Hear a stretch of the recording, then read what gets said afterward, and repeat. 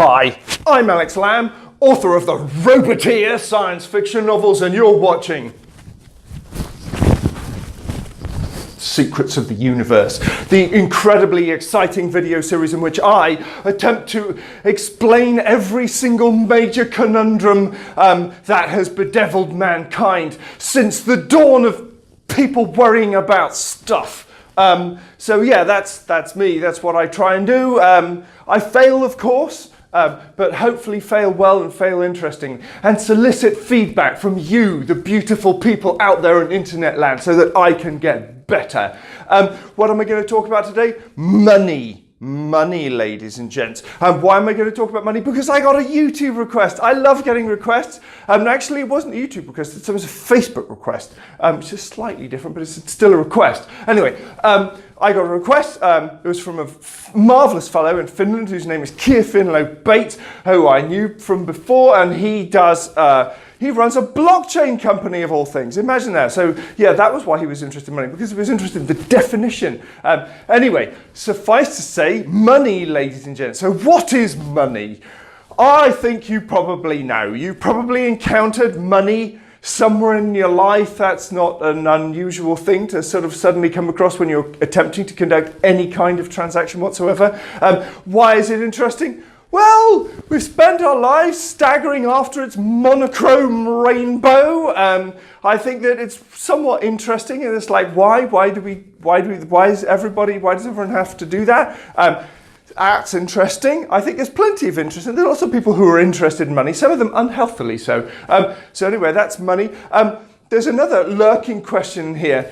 My friend asked explicitly for the use of the word fungible, I think because he likes to hear the word fungible. So fungible is relevant here. What is fungibility? Well, fungibility, as relates to money, is basically if I've got one of them and I've got another of them, I might as well have it the other way around. It's like these things are functionally exchangeable and interchangeable. I have a dollar, I have another dollar. I don't care which of these $2 I have.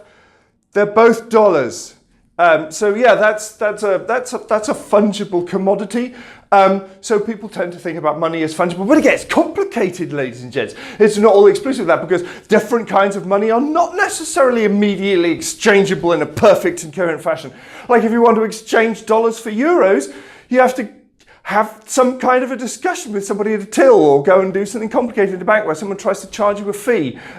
So there are different versions of the fungibility, like usually when you do something like dollar, don't care, but it gets complicated. Anyway, that's fungibility. That's the general idea of that. But money itself, ladies and gentlemen, what is it? How does it work? How does it actually work?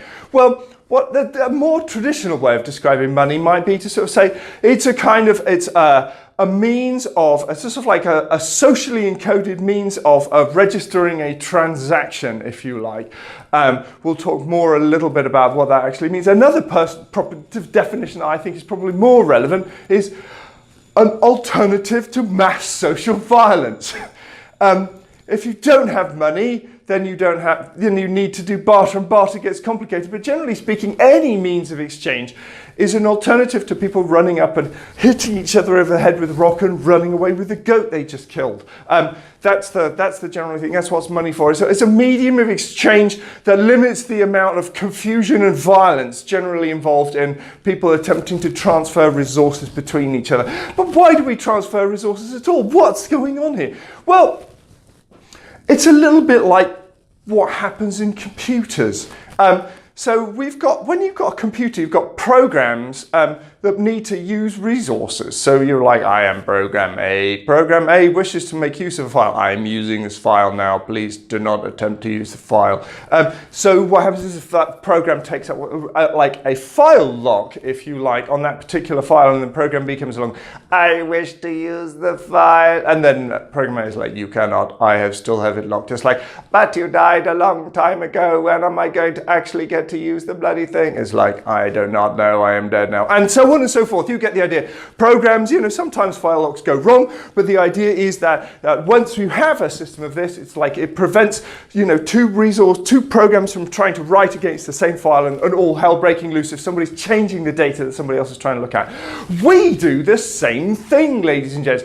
We take out resource locks. So what happens is if they tend to basically fight with a particular stick and beat off the saber-toothed tigers, they might say, this is my fighty stick. And the other people in the cave then say, he uses that fighty stick a lot. I should use a different fighty stick, otherwise he'll get upset and to use his fighty stick on me. The idea being that when people are customarily used to finding and making use of a particular resource, we have a natural human tendency to let them continue to have access to that resource, thereby sparing them the surprise and the confusion and the social inefficiency of somebody saying, "Where's my fighting stick?" You get the idea. So yeah, it's very handy. We have this inbuilt ability to say, you know what, they're going to use these things. I will let those things be theirs. And we have the notion of ownership arising, and it basically is so that you can get a social arrangement of a bunch of human beings operating together, doing something together as a tribal group, and not massively annoying each other all the goddamn time. So that's how it starts, and that starts out of what you might think of as cooperative dynamics. And what's interesting about these cooperative dynamics is that, like, if you look at things at the scale of, and around like what people refer to as Dunbar's number, the average size of a human tribe, what happens in terms of resource locking and things like this tends to be pretty much based on these cooperative dynamics. But it doesn't really end there. Cooperative dynamics is one thing, but there's another thing that human beings do. Which is that, like, for a start, not every tribe is able to make every single thing that it needs. So you get money, Eastern civilization starts with other tribal groups. It's like, I have grain, what do you have? I have fish. I will swap you some grain for some fish. And it's like, that sounds okay to me, I like fish. And, lo and behold, they exchange. But eventually, once you get complex societies, you need to have, varieties of different things. It's like, I have grain, I have fish, I have wheels. It's like, oh my God, how many grains and fish is a wheel equal to? I do not know, I'm confused now. So it is far easier if you basically come up with some universal token, in this case, money units or whatever. It's like, that looks too much like a wheel. It should be fish shaped. Anyway, you get the idea. What happens with that is that then we have some kind of a universal means of exchange via which wheels and fish and grain and things like that can actually be exchanged with each other, and nobody gets too confused. But in here, once you have quantifiable units of exchange, something else starts to happen. There's this other thing that goes on, which is to do with primate sexual dynamics, at least in significant part. Which is that human beings are generally looking for ways to differentiate themselves from other people around in terms of their sexual viability, or in terms of just simply how they validate. Like, I've got more of the things than you've got things. So we have a tendency not only to consider resources that we have around us and environment as tools via which we can sort of exchange with each other to get what we need, we start looking at the quantity of these random, completely made up tokens, and then considering the number of tokens that we have as something relative to our personal social value. Well, this is obviously transparently insane. They don't exist. They're not a thing. But we do that anyway. We're very, very, very prone to this particular act. And why? Because once you've got a whole bunch of those units, what you can then do with these units is... I swear there's a thing happening out there. Anyway, once you've got these things, you can then exchange them for things like palaces, or dancing girls, or whatever it is that whatever you want to accumulate a kind of a very large sort of a pile of things, which then makes you look tremendously good to other people and predominantly to yourself.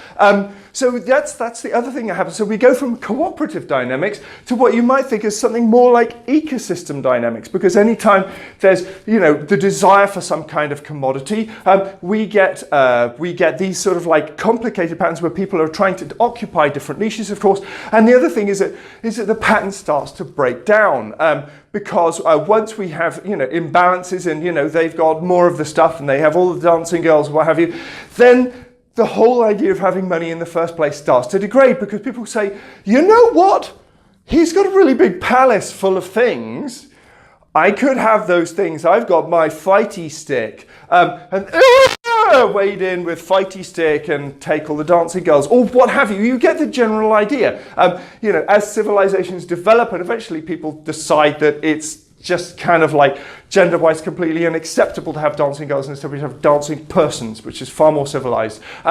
But you get the general idea.